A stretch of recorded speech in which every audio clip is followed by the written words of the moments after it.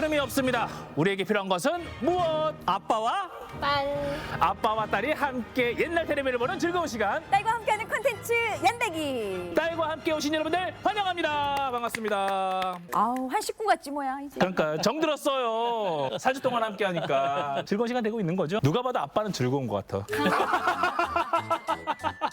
예전에 그 추억들을 다시 이렇게 꺼내는 자체가 행복한 기억 아니겠습니까? 아, 맞습니다. 인간은 추억을 먹고 산다고 하지 않겠습니까?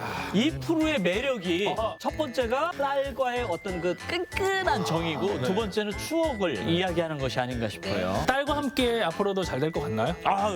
잘 될 겁니다. 그래요? 왜냐하면 진행자들이 워낙 잘하잖아요. 예.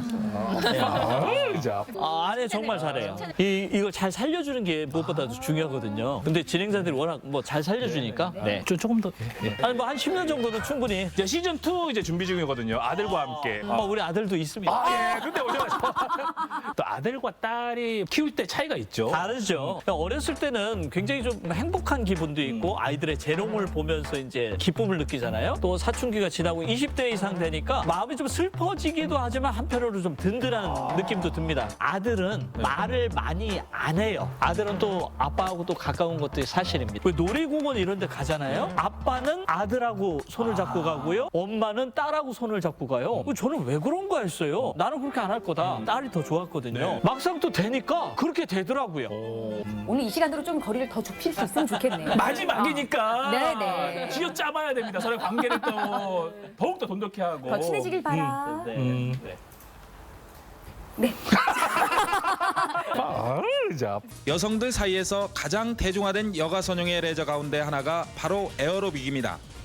대전시내 한 스포츠 센터에 들어서면 평일에도 불구하고 보기만 해도 땀난다. 에어로빅을 즐기는 여성들로 항상 만원을 이룹니다. 20대 초반의 스포츠 여성에서부터 센터가 50대에 아니고 이르기까지 체육관이네요. 각 층의 여성들이 한데 어우러져 에어로빅에 여념이 없습니다. 예전에 대단했었죠. 에어로빅 열풍. 대단했었죠. 예전. 근데 의상을 지금은 그냥 편안한 트레이닝복 같은 거 입고 하는데 이때는 제대로 갖춰 입고 하네요. 는 여성들의 눈빛은 활기에 넘쳐 보입니다. 빠른 템포의 음악 율동에 맞춰 에어로빅을 하는 여성들의 하나하나 행동에는 진지함이 엿보이기도 합니다. 모든 생활면에서 스트레스가 쌓이지를 않아요. 그리고 몸이 너무 가볍고 생활하는데 즐거워요. 그리고 저 같은 경우에는 건강에 상당히 안 좋았었거든요. 근데 에어로빅을 하면서 많이 건강해졌어요. 이때가 에어로빅 열풍이 있었고 또 연예인들도 에어로빅 비디오를 내는 경우들도 많이 있었죠. 이소라도 그렇고 조혜련 씨도 그렇고. 그렇네. 땀을 쫙 내고 샤워를 한 후에 어떤 그 개운함이겠죠. 또 에어로빅 같은 경우는 음악이 있으니까. 이게 편집된 음악이야. 더 비트를 빠르게 하고. 그렇죠. 일단은 좀 이게 움직이잖아요. 아니 모든 춤은 다 관광버스 춤에서 출발한 겁니다. 근데 에어로빅은 에어로빅만의 매력이 있고, 그렇죠. 이거는 또 이것만의 매력이 있고. 이게 또 좁은 공간 통로에서만 출 수 있는 아, 이제 그렇지. 이걸 또 최소한의 춤으로 움직임으로. 승화시키는 사실은 또 버스에선 춤을 추면 안 되잖아요. 우리 안전 제일 우리 아버님 큰일 납니다. 큰일 납니다. 섰을 때만. 정차, 주차. 자, 운행합니다. 그러면 앉아있다가 잠시 신호 대기하겠습니다. 네, 일어나세요. 네, 자, 출발합니다. 안 된다고 그 말씀을 드리고 싶었습니다. 네. 운동 좋아하는 거 있어요? 저도 인라인 스케이트, 수영. 예전에 그 대전 MBC 프로그램에 이제 일주일에 한 번씩 어떤 스포츠 종목 그런 걸 했었거든요. 그 탁구를 치러 갔더니 처음에는 못 치는 것처럼 연출을 해야 되잖아요. 탁구 좀 배웠어요? 예, 한 2년 했습니다. 그 배드민턴을 또 갔어요. 처음에는 못 치는 척 하이클리어 땅땅 치니까 배드민턴 배웠어요? 예, 2년 배웠습니다. 인라인 스케이트를 또 타서 처음엔 넘어졌죠. 배웠어요? 예, 2년 배웠습니다. 자꾸 뭔가를 좀 배우고 싶더라고요. 그거는 사실 여기 세 명이 다 똑같네. 이수진 씨도 완전 자아실현을 위해서 취미 활동을 이것저것 안 하는 게 없거든요. 뭐 2년까지는 아니어도. 뭐 악기면 악기, 그다음 뭐그 외국어도 많이 했었고 일본어, 중국어, 발레도 하고. 예. 저 3개 국어 할 줄 알아요. 오, 그래요. 한번 해볼까요? 네네. 핸들 이빠이 꺾어. 핸들 영어, 이빠이, 일본어, 꺾어 우리말. 네. 하나, 오. 다소 생소하고 거칠게만 느껴져 오던 보디빌딩이 요즘에는 우리 생활 속으로 점차 파고들고 있습니다. 보디빌딩은 50여 가지의 각종 기구를 이용해 체력을 우리 증진시키고 예전에 20대 때 외형적으로 몸이었잖아요. 건강한 어, 몸매를 우리도 위해 예전에 제작한 생활 그거 많이 했었지, 스포츠이자 저거. 레저로 손꼽히고 있습니다. 그때 이제 아놀드 스와츠 대전 제네고 충남 지역에서는 지난 79년만 해도 200여 명에 불과하던 회원수가 90년을 고비로 크게 증가해서 지금은 5, 6천여 명에 이르고 있습니다. 건강에 대한 관심이 점차 높아지면서 체력 관리를 위해 근데 저 허리 풀어주는 저 기계는 보디빌딩에 관심을 기울이면서 왜 건강은 물론 헬스클럽에 있는지 저는 늘 의심스럽더라고요. 근육 풀어주는 거지. 근육을 풀어주는 게 아니라 어떤 분은 배다 하는 이유는 뭡니까? 배로 하시던데 이렇게 이제 또 배를 풀어주기 위해서. 약수터 가면은 소나무에다 등 치는 분은 뭐예요? 근데 기를 받기 위해서 나무의 기운을. 한남대 교정이 마주 보이는 대전시동구 홍도동. 동네 어귀마다 하숙생 구인 광고가 질비해 신학기가 임박했음을 알려주고 있습니다. 그런데 최근 몇 년 사이 3, 4층 규모의 일명 원룸하우스 건물들이 들어서기 시작해 대학가 하숙 자치 풍속도를 바꿔놓고 있습니다. 하숙이나 자취 해보셨어요? 아, 저는 안 해봤습니다. 저는 안 해봤는데 잠깐 한 2달 정도 독립을 해보고 싶어서 나왔는데 고생 많이 했죠 뭐. 네. 그래서 다시 집으로 들어갔습니다. 당시에는 가스 보일러 이런 게 아니고 연탄 보일러였거든요. 새벽에 일어나서 연탄을 갈아줘야 되니까 갈면서 아 우리 엄마가 우리들을 다 이렇게 키웠구나라는 생각이 들었거든요. 한 건물에는 보통 20, 30개의 독립된 방이 있고 방마다에는 목욕탕을 겸한 화장실과 주방 그리고 침실 등 숙식을 모두 해결할 수 있는 시설이 갖춰져 있습니다. 아, 원룸형. 전세는 보통 1,300에서 1,500만 원. 월세로는 월 25만 원 선인 원룸하우스는 구속을 싫어하는 신세대 대학생들의 새로운 풍속도로 급속도로 확산되고 있습니다. 제 생활 자유생활 하기가 편하고 혼자 있는 것도 편하고 화장실 같은 것도 공동으로 안 쓰니까 좋으니까 원룸으로 방을 골랐죠. 대전시동구 용운동 언덕바지에 위치한 이 건물은 대학생들의 단골 하숙집입니다. 방 10개로 대형에 속하는 이 하숙집은 주인 아주머니의 고집으로 원룸하우스로 전환을 거부한 예입니다. 저 갑자기 10년여 하숙집을 운영하면서 세태는 변해도 사람의 정은 결코 변하지 않는다는 사실을 확인했기 때문입니다. 그냥 하숙집이군요. 하고 가도 오고 졸업하고 가도 오고 시집 가서도 오고 그거 얼마나 좋아요. 지금 우리 식구 같아요 다. 그리고 다 이뻐 보여요. 식구하고 마찬가지겠죠. 네, 예전에 하숙집은. 그쵸. 네. 예전에 그 하숙집에 그런 뭐 일화들이 많았잖아요. 그 반찬 이런 거 보고서 아이고 저 아주머니 여기 어떻게 풀만 있어 뭐 씹는 것 좀 갖다 주면 안 돼요? 다음 날 껌을 한 통 거기다 놓여주고 씹는 거. 야, 씹는 거. 고기를 얘기했는데 껌을 한 통 씹으라고. 놓여더라는 겁니다. 다 묻고 계신다. 아, 진짜. 충남 지역 PC통신 가입자 인구는 8만 명을 넘어 매년 크게 늘고 있습니다. PC통신을 통해 자신을 소개하고 적극적으로 알리는 것을 주저하지 않는 신세대, 그들의 기호와 맞아떨어지는 새로운 결혼정보 사업이 활기를 띠고 있습니다. 통신망을 통해 자신에게 알맞는 배우자를 구할 수 있습니다. 회원으로 가입하려면 개인 신상자료 작성과 함께 도형을 이용한 성격 테스트까지 받습니다. 이처럼 성격 테스트를 거쳐 나온 결과는 본인에게 맞는 배우자를 찾는 데 사용됩니다. 전국 규모의 결혼정보회사의 경우 회원수가 6만 명을 넘습니다.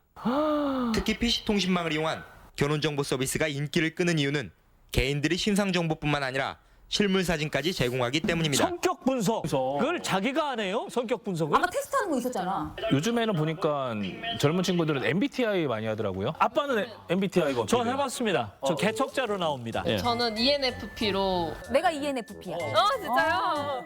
ESFJ, 사교적인 외교관. 외교관. 그 MBTI 같은 경우는 어떤 환경에서 어떤 감정을 가지고 하는지에 따라서 내가 체크하는 거니까 좀 달라질 수 있어. 사실 우리는 혈액형이 더 좋아요. 4분의 1 확률이지만 혈액형은 피는 못 속이는 거지. 이렇게 뭐예요? 저는 뭘 것 같아요? 이름은 AB야. 맞춰봐 하면 AB. 저는 AB형. 전 A형입니다. A형. 예. 인간의 성격이 네 개로 구분한다는 것도 혈액형보다는 별자리가 더 정확해요. 그래서 저는 사실 물병자리거든요. 저도 물병자리예요. 물병자리구나. 이거는 또 이것만의 매력이 있고. 자, 오늘 딸과 함께 벌써 이제 마무리 지을 시간인데 4주 동안 함께 하셨어요. 우리 딸 어떠셨어요? 너무 재밌었고 이렇게 옛날에 몰랐던 모습을 보니까 저런 거 다시 나와도 되게 좋을 것 같다. 더 좋아하는 사람이 더 많을 것 같다. 이렇게 생각도 드네요. 내가 내 딸에 대해서 많이 알고 있다고 생각했지만 그렇지 않은 것들도 많구나라는 것이 느꼈고요. 우리 딸이 나를 이렇게 생각하고 있구나, 이렇게 많이 사랑하고 있구나라는 것을 알 수가 있었습니다. 우리 딸과 함께 두 분 오늘 정말 즐거웠습니다. 고맙습니다. 아니 텀을 안 줘도 이렇게 편집을 할 수가 있어요? 0.5초, 1초 정도씩은 줘야 되지 않나? 점을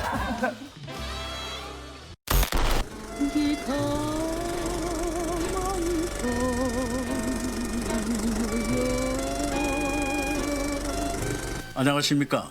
올드보이 아나운서 이영구입니다.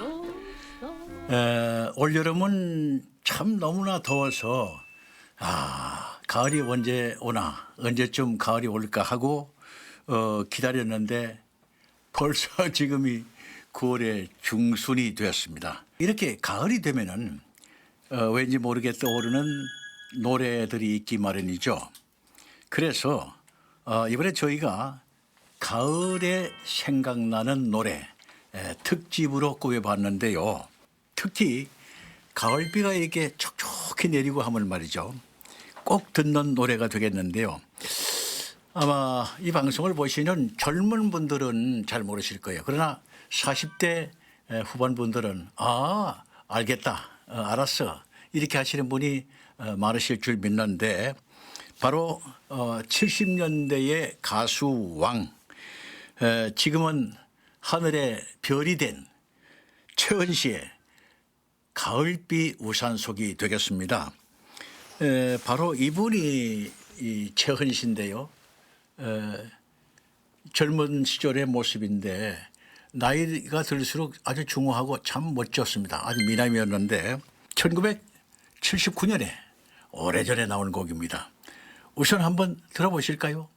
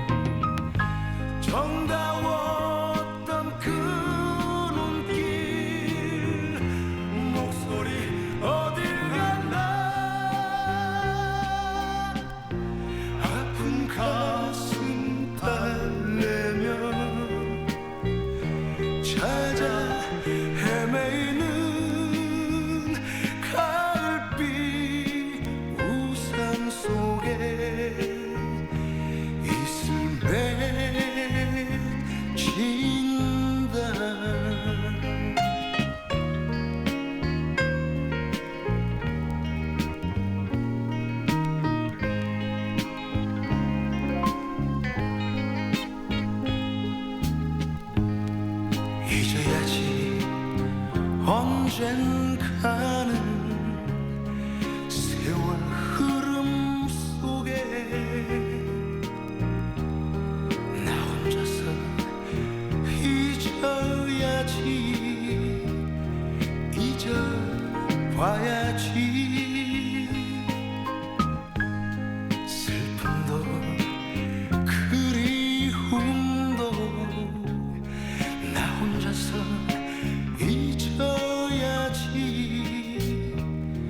그러다가 언젠가는 잊어지겠지 정다웠던 그 눈길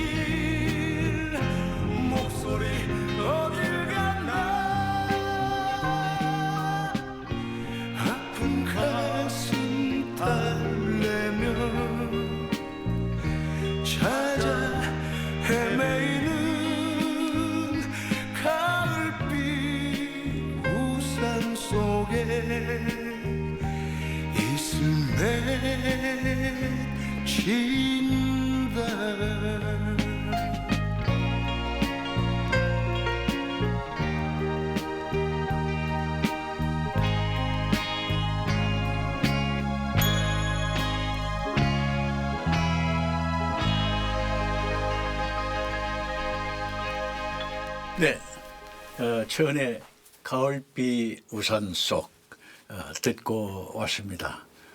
여러분 어떻습니까? 노래 참 좋죠. 저희 또래입니다. 70 중반쯤 뭐 된다고 생각하시면 되겠습니다만은 이분이 그 세상을 떠났어요. 2012년 그러니까 지금부터 한 10년 전이 되겠습니다. 벌써 세상을 떠나고 나니까 이분의 그 모습이 그립고 또 노래가 더 좋은 것 같아서 가을비 우산 속을 선택해 봤습니다. 이분은 1948년에 그 함경북도 성진에서 태어났다고 그래요. 대학은 명지대를 졸업을 했습니다. 그런데 재학 중에 1970년 전국 보컬 경연대회에서 1등을 차지했군요. 그래 1등을 차지하고 그 당시에 그 김홍탁이라는 유명한 히식스의 멤버가 있었죠.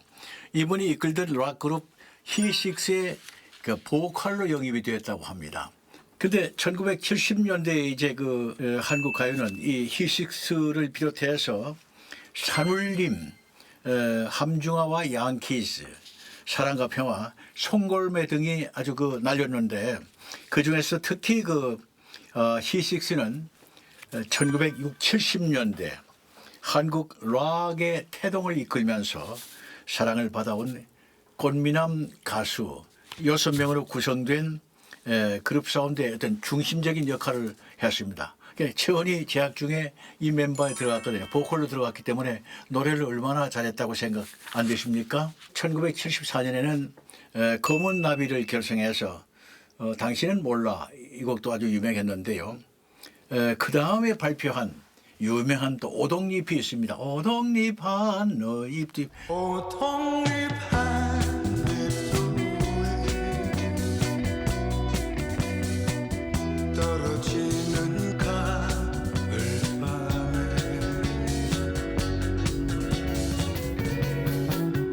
너의 마음 멀리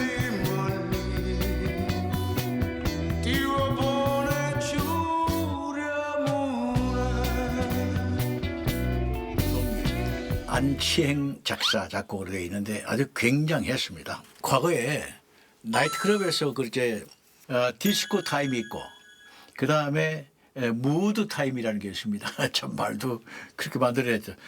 디스코 타임에는 최원의 오동잎 한 잎도 오동잎이 나오고 그 다음에 앞서 들으신 가을비 우산 속은 무드 타임에 주로 많이 나갔던 그런 기억이 있고 실제로 그렇게 했습니다.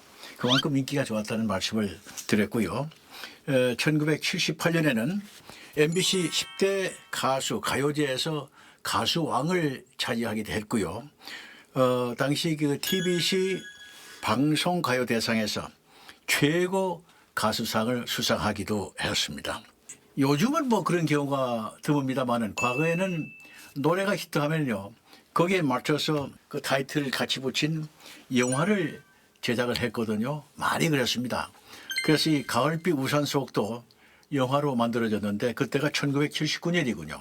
신성일 씨, 정윤이, 김자옥 씨가 주연을 했던 특히 이 영화를 해서 종로에 있는 유명한 극장 단성사에서 가수 최초로 리사이트를 개최하기도 했습니다. 아무튼 1970년대, 80년대는 그 주름 잡았다고 해도 과언이 아니거든요. 그러니까 대표하는 가수라고 할 수가 있겠습니다. 이분이 아주 그 독특한 저음에다가 허스크 보이스, 약간 그 쉰 목소리, 얼굴도 제가 표현하는 아주 눈썹도 짙고 눈도 우리우리하고요. 얼굴 참 잘생겼어요. 특히 여성 팬들의 인기가 대단했던 걸로 기억하고 있습니다. 이번에 대표곡은 세월, 오동잎, 구름나그네, 앵두도 또 유명한 곡이죠. 가을비 우산 속, 도시의 밤 등이 있습니다. 이번은 2009년에 울다 웃는 인생을 발표를 했지만 큰 재미를 보지는 못했던 것 같습니다.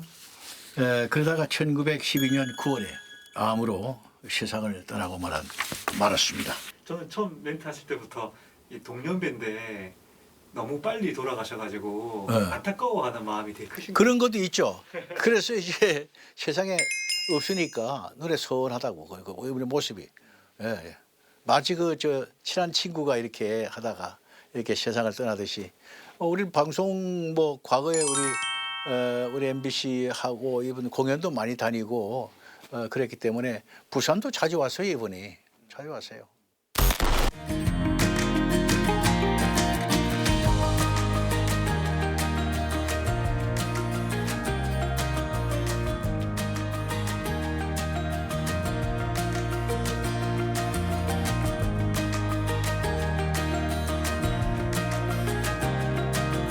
안녕하세요. 제주에서 조각가로 활동하고 있는 김기대입니다.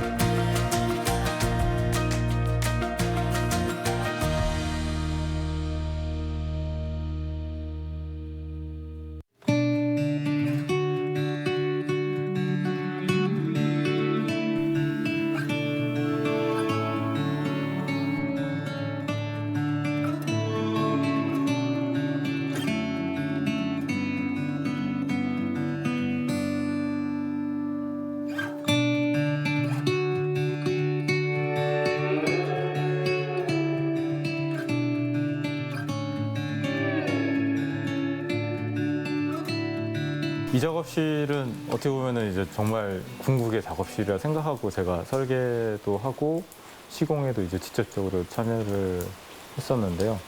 공간의 위치, 여기 굴러다니는 물건, 쓰레기들 하나하나 다 뭔가 이유가 다 있어요. 스토리가 다 있고 어떤 영감을 주는 것들이 그 공간 안에 다 이렇게 같이 혼재돼 있어야지 뭔가 작업을 시작할 수 있게 되는 것 같아요. 그래서 저도 모르게 그 부분에 오히려 더 많은 시간을 투자하고 노력도 많이 쓰고 좀 더 특별한 공간, 저한테 영감을 주는 공간을 만들려고 신경 많이 썼던 것 같아요. 오히려 그래서 그 뒤에 작업으로 시작되는 것보다 준비 과정이 오히려 더 많았던 것 같아요. 작업을 위한 작업실을 이렇게 유지하고 만드는 시간에 더 많은 에너지를 썼던 것 같아요. 그리고 이것도 결과가 아니라 앞으로도 계속 바뀌고 아마 더 커지겠죠? 더 많아지고 이렇게.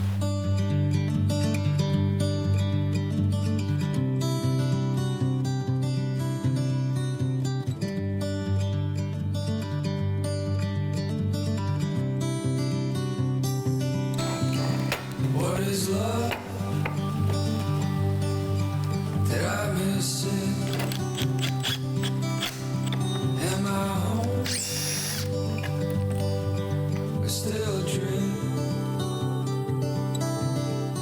제주에 와서는 이제 바닷가 쪽에 이제 지내면서 이제 떠내려오는 쓰레기들이 이렇게 줍다 보니까 이제 버릴 건 버리고 이거는 가져가서 두면 쓸모가 있겠다 싶은 거 이제 모으고 이제 그냥 좋은 일 하는 환경 보호 차원에서 하던 일이 저한테 이제 오히려 또 재료를 확보하는 일도 되고 하면서 이제 그게 일이 돼버렸죠. 일상적인 일이 되고 자주 주우러 가고 그거를 이제 정리하고 분류하는 게 이제 또 중요한 작업이 됐죠, 저한테는.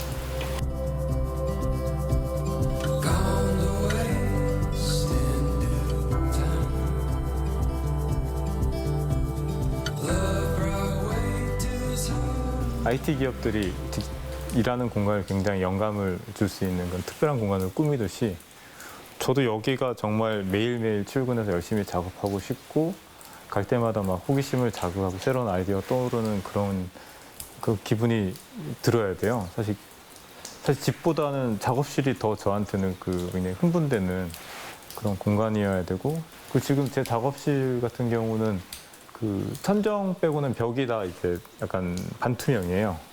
그 뒤에가 다 흰색 빛이 들어오는 벽으로 바뀌기 때문에 앞에 있는 물건들이 굉장히 잘 보여요. 하나하나가. 제가 물건을 보관하고 작품을 전시하기도 하고 공구를 걸어 놓는 거지만은 이 재료, 공구 하나하나가 저한테는 하나의 전시된 물건 작품 같은 거죠. 그게 또 저의 개성이 제일 잘 드러나는 부분인 것 같아요. 어떤 기능적이고 효율적이고 구조적인 거를 베이스로 깔고 이런 배치를 하는데 거기에서 저만의 개성이 제일 잘 드러나는 것 같기도 해서 그렇게 해놓으면 저도 저 개성을 또 스스로 자각을 하게 되고 굉장히 이 공간과 저와 굉장히 상호 이렇게 영향을 계속 지속적으로 주고받는 거죠. 그 맥이 끊기지 않게 계속 요거를 이어가는 게 저한테 굉장히 중요한 문제죠.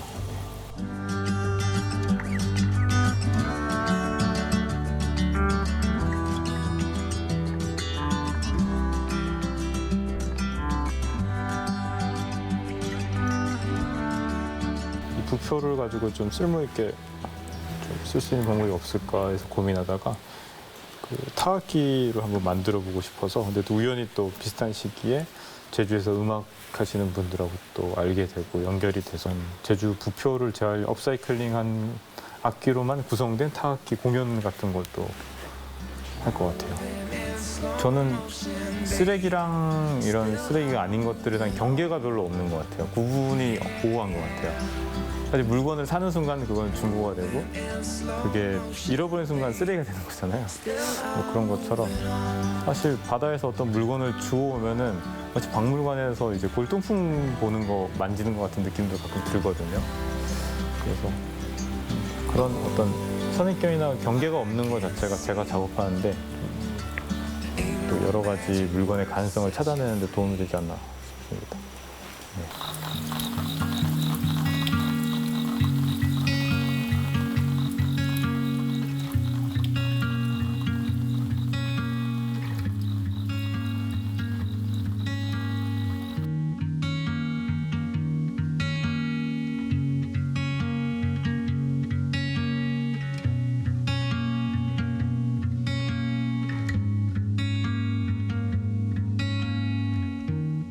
제주 이주하고 나서 우연히 어떤 분이 이제 그 빈 오래된 초가집이 있는데 이걸 일반적인 그런 집 수리하는 분들이 손을 대는 게 좀 걱정스러워서 좀 이렇게 잘 보존하면서 이제 집을 좀 수리해서 쓸 사람을 찾는다는 그런 게 부탁을 받아서 옛날 지금 이렇게 오래된 집이 그렇게 계속 새로운 모습으로 바뀌어버리면 남는 게 정말 박물관에 있는 민속촌에 있는 초가집밖에 안 남잖아요.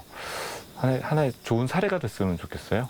네, 국가에서 이제 문화재로 지정해서 보존하는 집이 아니라 진짜 집에 들어오시면 흙냄새랑 옛날 나무 냄새, 뭐 어떻게 보면 이제 안 좋은 냄새일 수도 있는데 그런 냄새도 나고 벌레도 좀 보이고 그런 제주도 옛날 모습을 체험할 수 있는 그런 집이 좀 많이 남아서 보존이 됐으면 좋겠다라는 생각을 많이 하고 저처럼 이제 나름대로의 방식으로 약간 새로운 형태의 이렇게 약간의 수리를 한 그런 집들이 또 새로운 아이디어가 많이 나올 수도 있지 않을까 뭐 그렇게 생각합니다. 네.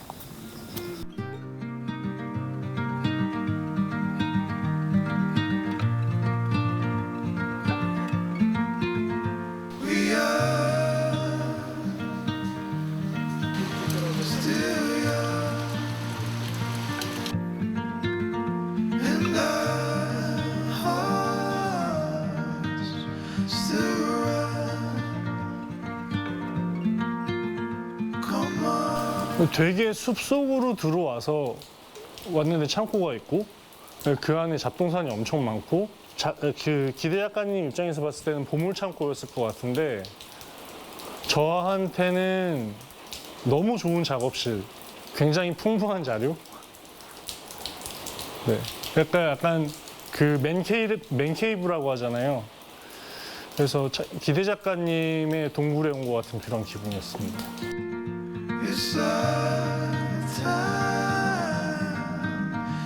지금까지 한 것보다 앞으로 할 게 기대가 더 많이 되긴 하죠. 점점 많은 작업들을 하고 있고 다양한 작업들을 하고 있으니까 이 작가님은 이런 작업을 하시는 분이니까 아, 나는 이런 걸 해주면 되겠다라는 그런 정해진 틀 같은 건 없고 기대 작가님이 어디로 가는지 계속 지켜보는 중이에요. 그래서 제가 필요한 부분이 있으면 같이 좀 도와줄 수 있으면 하고 제가 더 잘하는 것들은 도움을 드리고 아마 지금까지 했었던 작업보다 앞으로가 더 다양하게 하지 않을까 하는 기대는 있습니다.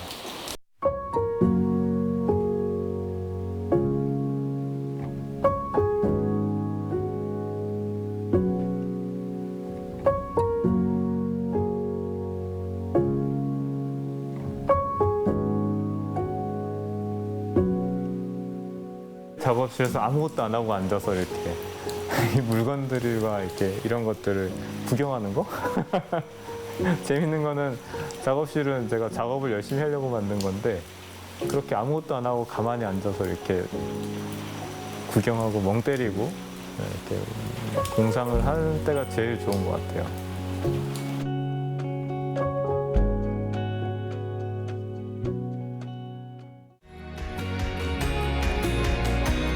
공공재로서 이렇게 뭐 누구나 와서 이럴 수 있는 공간은 당연히 안 되겠지만 예술가분들이 제주도에서 뭔가 하고 싶으실 때 제가 도와드릴 수 있는 그런 공간으로 사용됐으면 좋겠어요.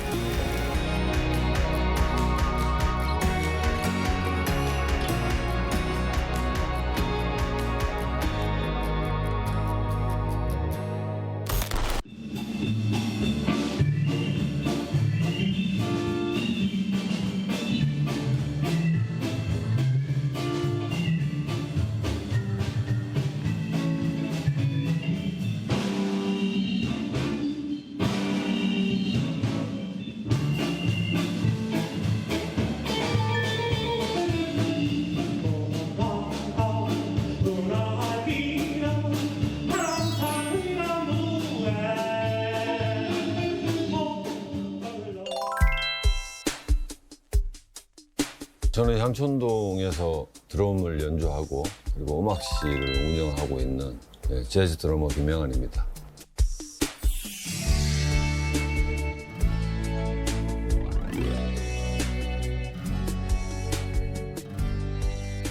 옛날에는 여기가 시내였으니까 젊은이들이 여기에 많이 있었겠죠.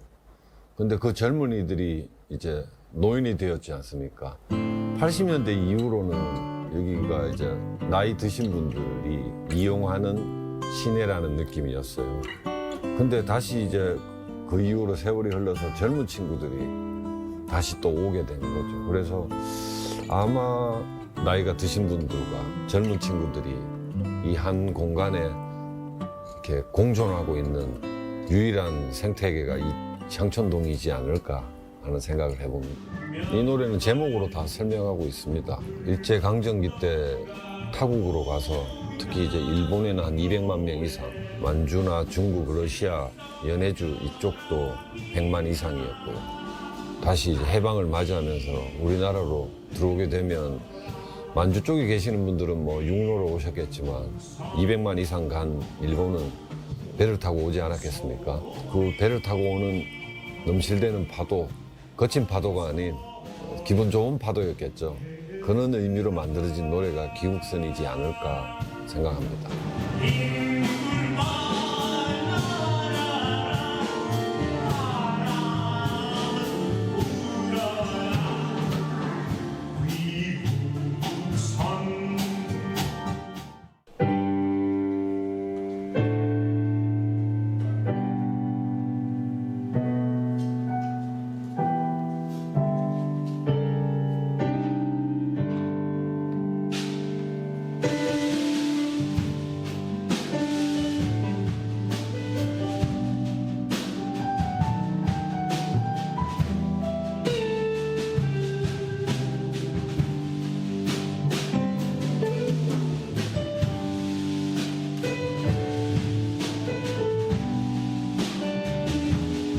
이거는 뭐 5천만이 아는 노래 아니죠.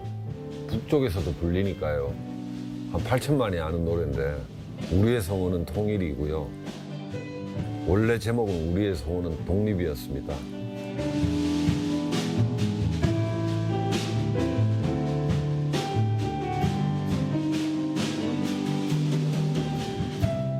우리나라를 신탁 통치한다고 이렇게 미군과 소련이 모스크바 3상회의를 통해서 결정이 내려지면서 신탁 통치를 찬성하는 측과 반대하는 측이 이렇게 대립하게 된 시기죠.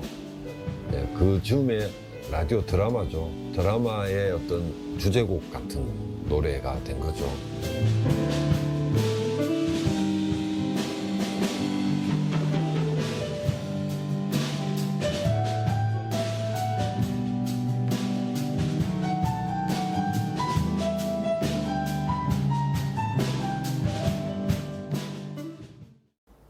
시대를 항상 반영해주는 게 노래고요. 그 역사를 통해서 또 그 시대를 설명하는 노래가 나오는 것 같고요. 서로 이렇게 주고받는 그런 역할이라고 생각하고요. 특히 역사는 글을 통해 가지고 익히는 게 많지 않습니까? 글도 좋지만 당시의 음악을 듣는 것은 글 이면에 있는 당시의 정서와 감정들을 조금 더 다양하게 접할 수 있는 계기가 되지 않을까 그렇게 생각합니다.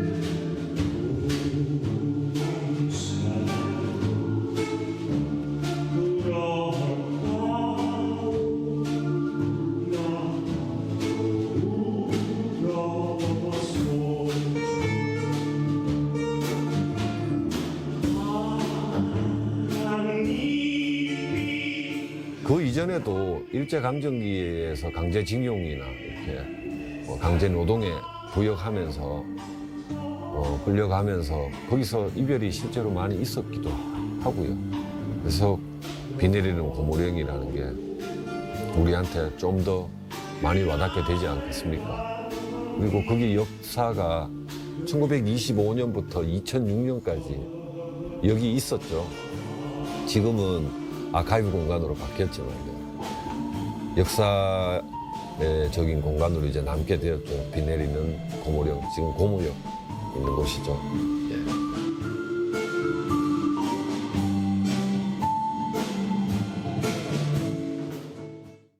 예, 전쟁이 발발하고는 대구가 33일 정도 임시 수도가 되거든요.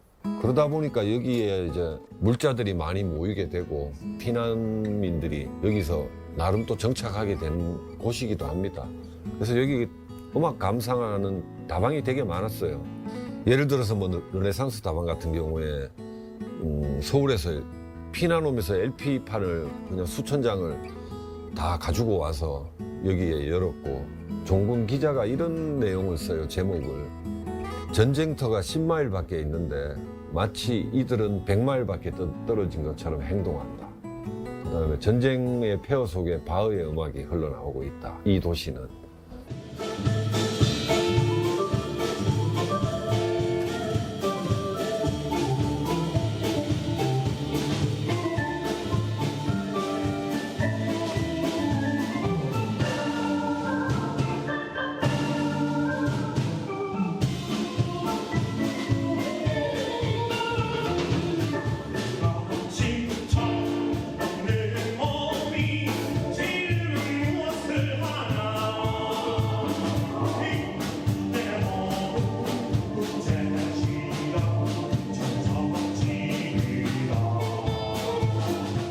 구세라 금수나가 만들어진 그 가사를 보면 영도다리나 국제시장이나 이런 말들이 나오지 않습니까?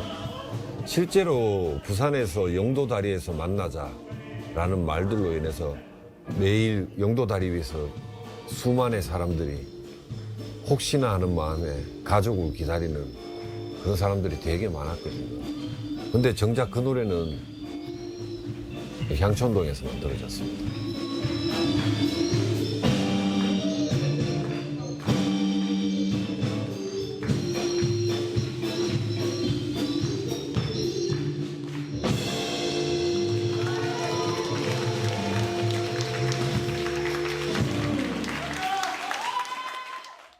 이 동네가 가지고 있는 게 신구가 공존하는 동네이거든요. 그런 거를 잘 기회를 살려서 앞으로는 좀 정기적인 공연이나 문화 행사로서 이 동네를 알리고 그 시대를 알리고 그 시대에 살아온 사람들의 애환을 알리고 갈등을 해소할 수 있는 가장 중요한 매개체는 저는 문화라고 생각합니다. 서로의 문화를 이해하고 그 문화를 통해서 역사를 이해하면 아, 이분들이 이렇게 사셨구나 하는 마음에 서로 존중하고 존경하는 마음도 저절로 생길 거라고 저는 생각하거든요. 이 동네가 가지고 있는 문화나 역사나 정서 같은 것들을 공유할 수 있는 자리가 많이 만들어지는 공간으로 기억되었으면 좋겠습니다.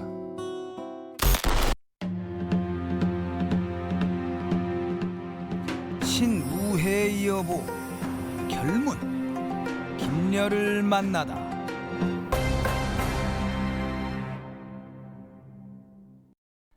김녀의 붓끝을 쫓는 소리꾼 안이호을 씨다. 한양에서 유배온 선비를 찾아 진해연 밤고개를 이잡듯이 뒤지고 다닌 지가 뭐셔? 벌써 열흘도 더 지났어? 밤고개 돌아가는 고저암에서부터 우해 앞바다의 양섬솔섬 휘휘돌아 진해연 성문안 관아도 기웃기웃 여항산 남쪽 의림사의 발자국도 살포시 살펴보고 대나무 숲을 지나 국사봉줄기 얼른 넘어 한산도 앞바다로 한달음에 내달려도 보았으나 마주치는 사람마다 고개를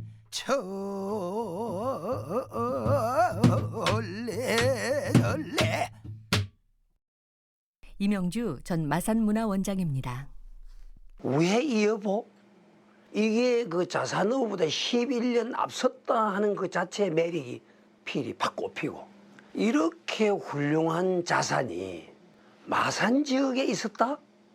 거기에 막 충격 아닌 충격이 왔어요. 그래서 이거야말로 우리가 꼭 해야 되겠다 했는데 막상 진동에 가서 만나봤더니 무슨 말인지 몰라요. 거기에 또 깜짝 놀란 거예요. 이 물고기 이름은 무엇인고 저자 김문주 작가입니다. 물고기가 이렇게 우리 생활의 일부였고 그 옛날부터 지금까지 사람과 동등하게 살고 있는 그런 생명이란 인식을 해줬으면 좋겠고요. 결코 이것이 지역의 작은 역사가 아니라 우리가 당연히 알아야 되는 역사인데 아직까지 사람들이 권력 중심, 중앙 중심 가다 보니 알려지지 못한. 그렇지. 물고기 책에 어디 물고기만 있겠어? 고기를 잡는 사람, 고기를 파는 사람, 고기를 먹는 사람, 고기를 먹고 싶지만 파는 게 급해 못 먹는 사람, 고기를 팔고 싶지만 먹는 게 급해 못 파는 사람, 고기를 잡고 싶지만 당장에 급해 못 잡는 사람. 옳거니 매일 보는 바다에 매일 보는 물고기, 물처럼 공기처럼 당연하다 하여도 그 당연한 것들 속에 귀한 보물이 숨겨져 있는디 눈에 보고도 몰라보네 몰라봐.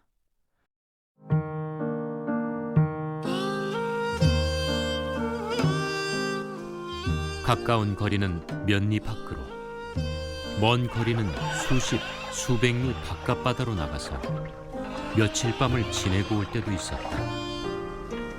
사계절을 한결같이 그려있는데 고기를 잡기 위해서가 아니라 다만 날마다 듣지 못하던 것을 듣고 보지 못하던 것을 보는 기쁨을 즐길 뿐이었다.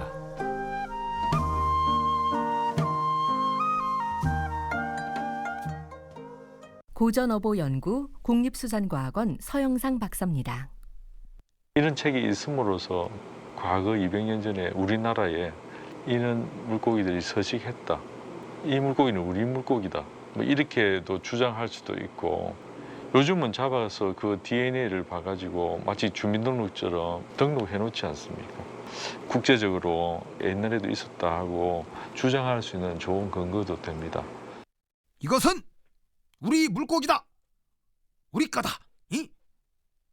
아이고 근데 이 선장님은 뭘 자꾸 이리 먹어보라고 또 주고 그러신대요. 아이고 참. 소포마을 유일 미더덕 어민 정찬유 님입니다. 내 이남철이 빼고 보고 하면 그만 맛있다. 달다. 짜불단 기쁘지 하나 먹어볼래? 아 참 안 짭다니까. 한 개 먹으면 정없다 했는데 너만은 참 시어가 달다니까. 아따 이러다 정들겠소 그냥. 아유 맛있네. 달짝지근하니 희한하네. 이것이 무엇이대요? 내가요 미덕에 현재가 지금 한 22년 되나. 요게 이제 얼마나 미더덕이 딱 붙어빛나 그 뭐야. 오송이처럼 딱 붙어빛. 요 하나에 부채처럼 이리 돼빈 게야. 요 진동 사람이나 그 다음에 분들이 오가고 이거로 나는 부치가 세기로 부치가고 먼바다로 빼나가. 바보이서 까치야 노라 보인다 이거 나니. 뒷맛이 달달달달하니 더덕 맛이 나는 것도 같고. 하하, 이 미더덕이 물에서 나는 더덕이라고. 전국 8도의 미더덕이 커진다 우해 앞바다에서 난다 하니. 아이 그래, 요 만난 미더덕은 어떻게 먹는 것이오이? 전통 요리 연구가 이상희 님입니다. 정월 대보름 때 그 마을에서 큰 뭐 매구치고 할 때 음식을 찜 같은 거를 많이 해서 먹는데요. 콩나물을 찜을 할 건데 콩나물 따듬고 고사리 따듬어서 볼에다가 앉혀서 미더덕 넣고 가직 양념 넣고 어느 정도 자박하게 끓을 때 찹쌀가루하고 들깨가루를 물에 개서 들깨가루 맛을 내고 찹쌀가루로 이제 나중에 갤 때 농도를 맞출 거예요.